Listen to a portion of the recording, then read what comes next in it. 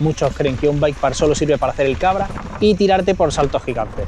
Después de llevar años montando en bike parks, tanto en verano como en invierno, creo que la gente que opina así está pasando por alto uno de los mejores sitios para aprender a montar mejor.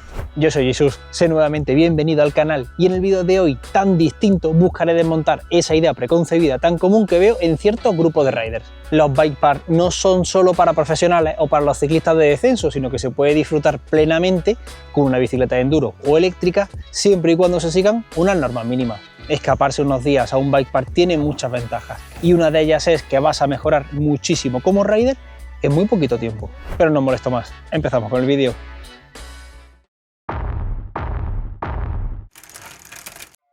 Mucha gente cree que un bike park es solo para ciclistas con muchísimo nivel técnico, que si no haces saltos como doble de 10 metros, cortados inmensos o barbaridades, no pintan nada allí.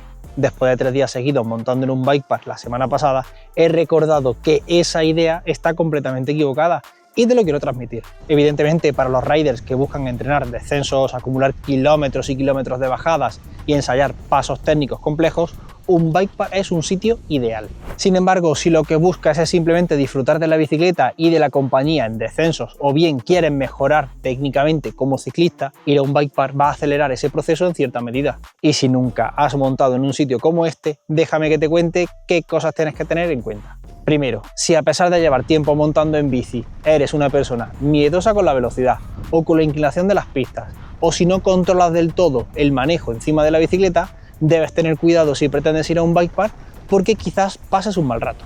Segundo, técnicamente debes partir de un mínimo. No es necesario que sepas saltar a lo bestia ni tomar curvas como si fueras un profesional, pero si te cuesta bajar por circuitos mínimamente técnicos, reconsidera ir a un bike park más adelante cuando controles más la bici. Tercero, la forma física que tengas es importante. Las bajadas en los bike parks cansan, y mucho, incluso las de nivel básico. El descenso es un deporte muy explosivo y que requiere de un mínimo de forma física. Cuarto, es muy importante seguir una progresión y entender el nivel de las pistas. En Europa, el nivel de los circuitos es verde para las fáciles, azul intermedias, rojas difíciles y negras las de nivel superior. Y créeme cuando te digo que se puede pasar increíble sin necesidad de bajar por el circuito más difícil. Y quinto, la bicicleta con la que vayas al bike park es importante. A un bike park se puede ir perfectamente con una bicicleta de enduro, ya sea eléctrica o no, y se puede disfrutar mucho. Si tienes una bicicleta de trail, quizás sea mejor que alquiles una de descenso o freeride para la ocasión.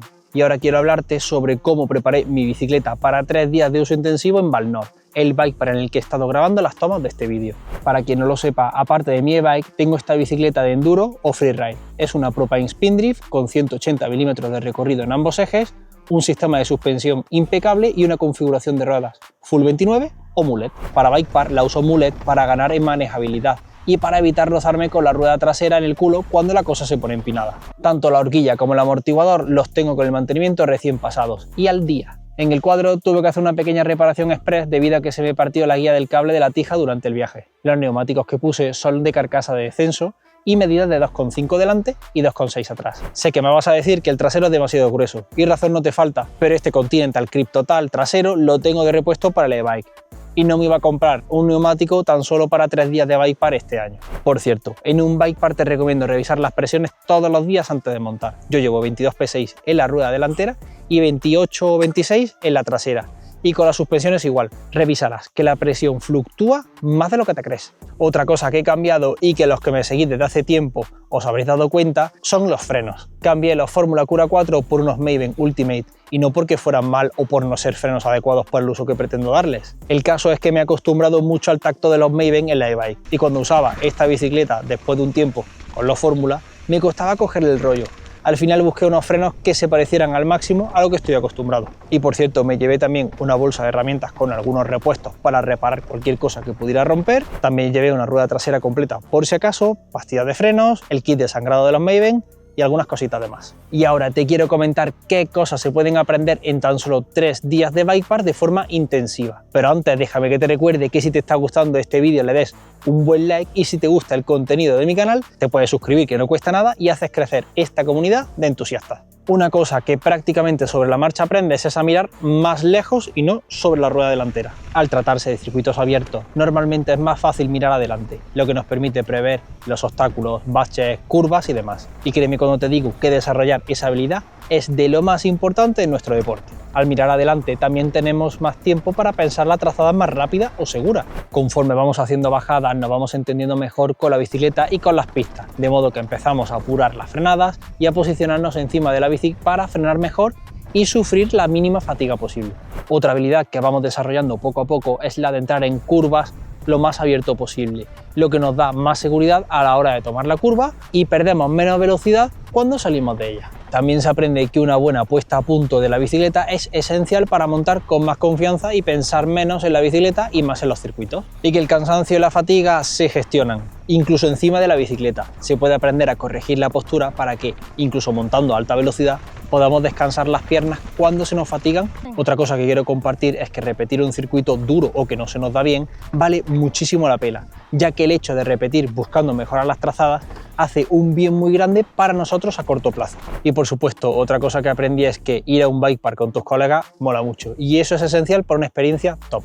En general, un único día de bike park acumula una cantidad de bajadas y de metros desde el nivel negativo que fácilmente pueden equivaler a lo que se hace con nuestras bicis de enduro en varios meses, por lo que ir a un bike park te va a permitir acelerar el desarrollo de todas las habilidades necesarias para ser un mejor rider. En la mayoría de bike parks se entrenan muy fácilmente las frenadas fuertes sin bloquear la rueda, curvas con peraltes, la postura, la lectura del terreno, las trazadas y la confianza en uno mismo y en la bici. Y todo eso sin perder el punto de disfrute y alegría que nos da montar en bicicleta. Claro, todo esto está muy bonito, pero no a todos nos pilla un bike park cerca. Y es totalmente cierto. Para las tomas que estáis viendo en este vídeo hemos hecho un viaje de casi 1000 kilómetros de ida y otros tantos de vuelta. Además, este año en España lo tenemos más difícil. La Penilla, que estaba en el centro del país, está cerrada. Pero tenemos más alternativas. En Alicante está la Fenasosa, que está abierta la mayor parte del año, y en el norte hay mucho donde elegir. Valnor, La Molina, La Sorrera, Panticosa, Manzareda, por decir algunos de los más conocidos.